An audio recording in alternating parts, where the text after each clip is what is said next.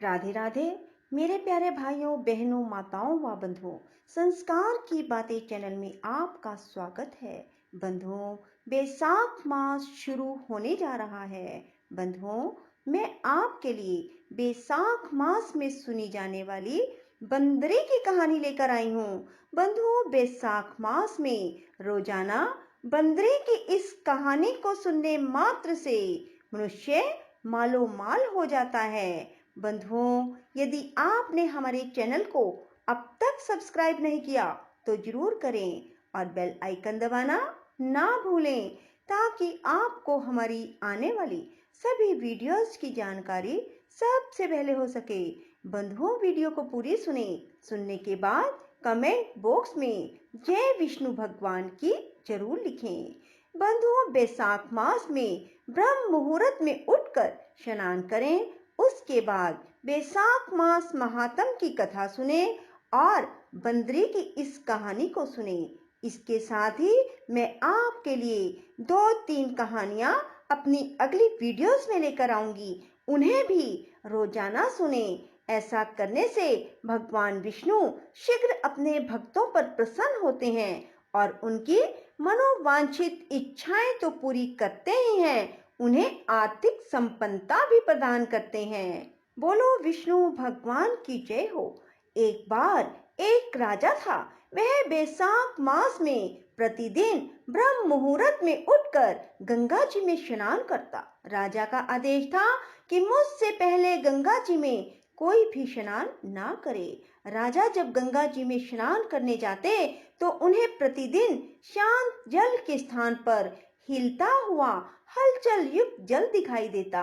तो राजा को संदेह होता कि निश्चय ही मुझसे पहले कोई प्रतिदिन गंगा जी में स्नान करता है। अतः राजा ने नदी के तट पर सिपाही बिठा दिए। गंगा जी के तट पर एक वृक्ष था, उस पर एक बंदरिया रहती थी। वह प्रतिदिन राजा के स्नान करने से पूर्व स्नान करके वृक्ष पर चढ़कर बैठ जाती। इस प्रकार होते होते पूरा बैसाख मास व्यतीत हो गया, किंतु अंतिम दिन राजा के सिपाही ने देख लिया और उस बंदरिया को पकड़कर राजा के पास ले गए और कहा, यह बंदरिया आपसे पूर्व प्रतिदिन गंगा जी में स्नान करती है। उधर राजा की प्रतिज्ञा थी, यदि कोई भी स्त्री मुझसे पूर्व स्नान करती होगी तो मैं उससे विवाह कर लूंगा। इसलिए राजा को बंदरी के साथ विवाह करना ही पड़ा। बैसाख स्नान के पुण्य से बंदरी के गर्भ ठहर गया। 9 मास पूर्ण होने पर बंदरी ने राजा से पूछा कि शिशु जन्म के समय मुझे क्या करना चाहिए।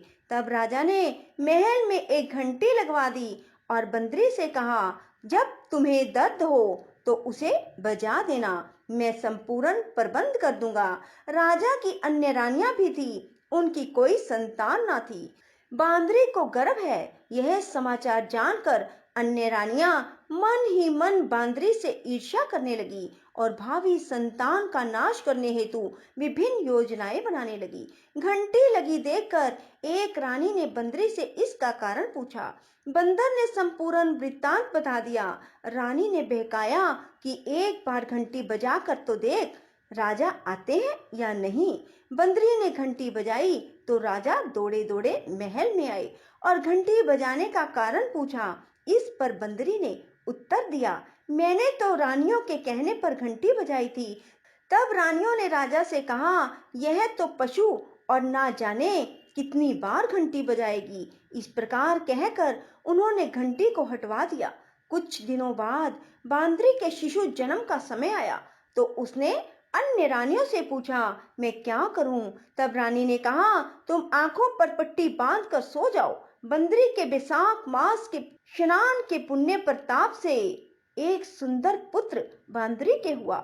शिशु के जन्म होते ही उसके रोने से पूर्व ही रानियों ने उसे एक टोकरी में रखकर दासी को दे दिया और आदेश दिया, इसे नदी में बहा कर आओ, और उस शिशु के स्थान पर एक पत्थर रख दिया। राजा को भी कहलवा दिया कि बंदरी ने एक पत्थर को जन्म दिया है। राजा ने सुना तो उन्होंने भी संतोष कर लिया कि जब दूसरी रानियों के संतान नहीं है तो यह तो बांदरी है, इसके क्या संतान होगी। उधर दासी ने उस सुंदर शिशु को नदी में ना बहाकर कुम्हार के खंदड़ में रख दिया। दूसरे दिन कुम्हार कुम्हारिन खंदड़ में आए तो वहां एक सुंदर शिशु को रोते हुए देखा। कुम्हार कुम्हारिन भी निसंतान थे। उन्होंने उस शिशु को अपने लिए भेजी गई भगवान की भेंट माना और बड़े प्रेम से शिशु का पालन पोषण करने लगे। कुछ बड़ा हुआ तो बालक को यह ज्ञात हुआ कि वह रानी बांदरी का पुत्र है, जिसको रानियों ने मरवाना चाहा था। एक दिन वह बालक कुम्हार के बनाए हुए मिट्टी के हाथी घोड़े लेकर पनघट पर जा बैठा और दासियों को देखकर कहने लगा कि आओ रे मेरे मिट्टी के हाथी घोड़े, पानी पियो। जब दासियों ने यह बात सुनी तो वह हंसने लगी और बोली, अरे मोर, कभी मिट्टी के हाथी घोड़े भी पानी पीते हैं क्या? इस पर उस बालक ने कहा, कभी बंदरी के पत्थर जन्म लेता है क्या? उस बालक की यह बात दासियों ने जाकर महल में कही। तब रानियों ने दूसरे दिन विष मिलाकर लड्डू उस बालक के लिए भेजे। ईश्वर की कृपा से लड्डू गोंद और बादाम के हो गए और उन लड्डू को खाने से उस लड़के की मृत्यु नहीं हुई। यह समाचार दासी ने रानी को कहा और रानी ने राजा से कहकर कुम्हार को देश निकाला दिलवा दिया। कुम्हार वन में रहने लगा। इसके बाद अगले वर्ष चित्र माह में माता गणगौर के पूजन का दिन आया तो वह बंदरी का पुत्र 108 करवे और 108 गोली लेकर घड़े में पानी भरकर बगीचे के बाहर बैठ गया। उधर राजा की और साहूकार की पुत्रियां गणगौर बनाने के लिए मिट्टी लेने के लिए आई, बगीचे में खेलने और झूलने लगी। इस कारण कुछ समय बाद उन्हें प्यास लगी। तब उन्होंने उस बंदरी के पुत्र से जल पिलाने के लिए कहा तो उस बालक ने उत्तर दिया कि मेरे पास एक गोली है, उसे खाते जाओ, मेरी चारों ओर फेरे लगाती जाओ, तब मैं तुम्हें जल पिलाऊंगा। इस पर पहले तो कन्याओं ने मना किया, किंतु प्यास तीव्र होने के कारण मान गई। इस प्रकार गोली खाने और उस युवक के साथ फेरे लेने से वह गर्भवती हो गई। बाद में जब उनके माता पिता को यह ज्ञात हुआ तो वह सभी कुम्हार के पास आए और संपूर्ण वृत्तांत सुनाया। कहा, तेरे पुत्र ने हमारी कन्याओं से विवाह किया है, अब तुम्हें इन्हें अपने पास रखना होगा। तब कुम्हार ने निर्धन होने के कारण असमर्थता व्यक्त की। 2 कन्याओं के माता पिता ने बहुत सारा धन देकर अपनी कन्याओं को कुम्हार के घर विदा किया और कुम्हार के घर 108 बहुएं आ गई और कालांतर में उनके 108 पोते हो गए। कुम्हार ने समस्त नगरी को भोजन के लिए निमंत्रण दिया और राजा को भी बुलाया। राजा के यहाँ से रानी बंदरी के अतिरिक्त सब भोजन के लिए पधारे। तब राजकुमार राजा की आज्ञा लेकर बंदरी को लेने रथ पालकी लेकर गया और लाकर सभा में सबसे ऊंचे स्वर्ण आसन पर बिठाया। राजकुमार ने अपनी सभी पत्नियों को समझा दिया कि बंदरी मुझे जन्म देने वाली माता है। एक एक बहू रानी बंदरी के चरण स्पर्श करती गई और एक एक सोने का सिक्का और पोते को गोद में देती गई। जब राजा और अन्य रानियों ने यह सब देखा तो कुम्हार के पुत्र से इसका कारण पूछा। रानियों को तो संदेह होने लगा कि यह अवश्य ही बंदरी का पुत्र है। इसलिए रानी और रूठकर राजा को कहने लगी, कुम्हार के पुत्र ने हमारा अपमान किया है और बंदरी का सम्मान किया है, अतः हम लौट कर जा रही हैं।